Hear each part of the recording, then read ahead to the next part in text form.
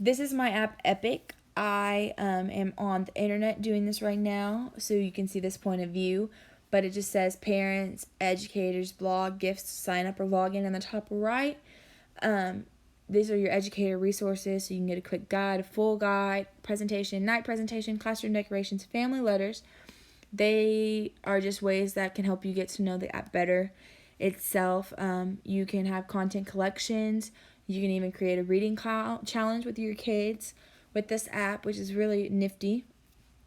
For my video, I'm going to be in the actual iPad app, so I'm going to go ahead and click on open and show you my point of view from the iPad itself. Now that I'm in my iPad app, this is the homepage on the iPad. As you can see on the bottom, it says Mailbox, My Library, and a little apple.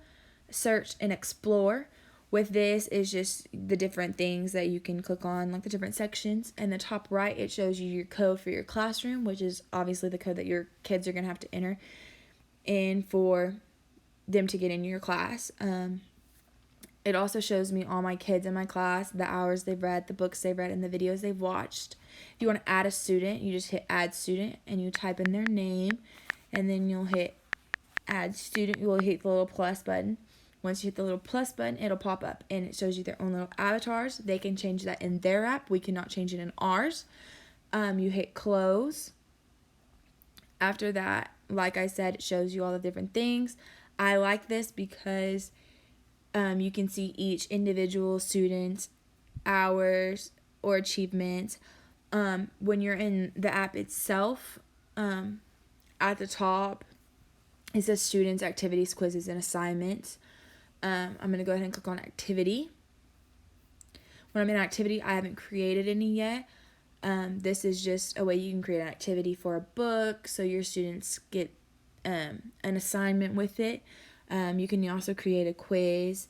I created a quiz on my own for Bath Time for Biscuit, just to show you an example. However, I will show you in a minute how to create your own quiz in this app so you get the whole gist. You can also hit assignments, and this is just a way you can get an assignment created just like an activity for a book, or you can assign a kid a book, or even your class a book that you want them to read. But that's that. When I do that, when I go back to my homepage at the top, you can see that there's an apple. When you click the apple, you can change your own avatar. I'm going to leave mine as the apple because that's what I like. However, you can change it to whatever you want. When you're here, you can see the overall view of like the students, the books you read for your class.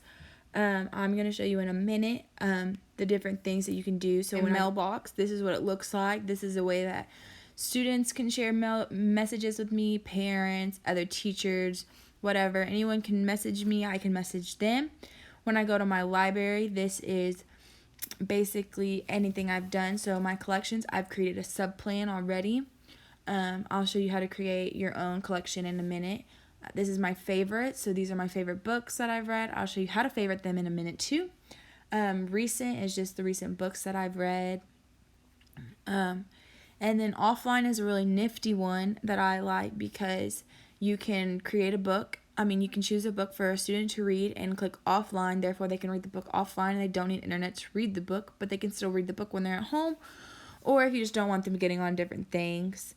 When you go to the search bar in a minute, you can see that these are just different things that you can search for. It gives you different options, like my interest or all interests. You can just click on whatever, like Chinese or French, just to get different books about those. The really one that I like is Explore because this just gives you a different thing. When you first create this, it shows you your AR, which is my students' reading system, which when you click on it, it just shows you the different AR levels so your kids can read books on their level that they need and take quizzes over them, or just read in general so they can get on a higher AR level. I like the read to me version because then students get read to them, so it's like they're getting the visual and someone reading it to them, so if they struggle reading it, they can follow along better. I like it because it's like me reading it to them myself. It shows you the own videos it has on this app, so it's like its own personal YouTube and educational videos that the students can get. You can also go to audiobooks at the top, which I'm not the biggest fan of audiobooks because the students don't really get the visual, so I don't know if they're following along or get the gist of the book. So my favorite is really the Read to Me. I'll show you why it's my favorite in a minute. I'm going to go ahead and click on my library, and I'm going to go to my favorites, and I'm going to click on Bath Time for Biscuit. It follows along when it's reading. Let go of the That's why it's my towel, favorite. Biscuit. So students never get lost because the words get highlighted in bigger. Let go when of the it's reading towel, to them. Puddles. I like this a lot, especially for kids that struggle with reading or follow along. The words get highlighted and bigger for them. I also have this little moon at the top where it shows you that I can make the brightness darker or lighter for the book. So if my kids like it darker, they can have the book darker or lighter.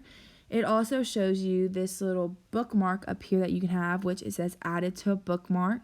So if you need to leave and come back, then it brings you right back to the spot because of your bookmark. You can also remove your bookmark when you are done with it. This also shows you a way you can create a collection.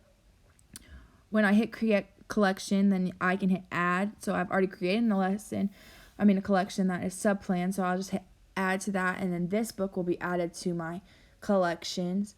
Or I can hit collections again and actually hit create a new collection, and then this is how you create a new collection.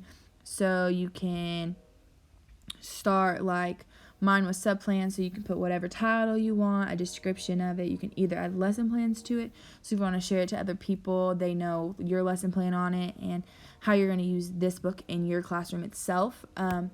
You can also have the little heart. That's how it's added to my favorites. You can remove the heart if you want, and then when you add the heart again, it'll show up at the bottom and it'll be like added to my favorites, and that way it's always in your library with you.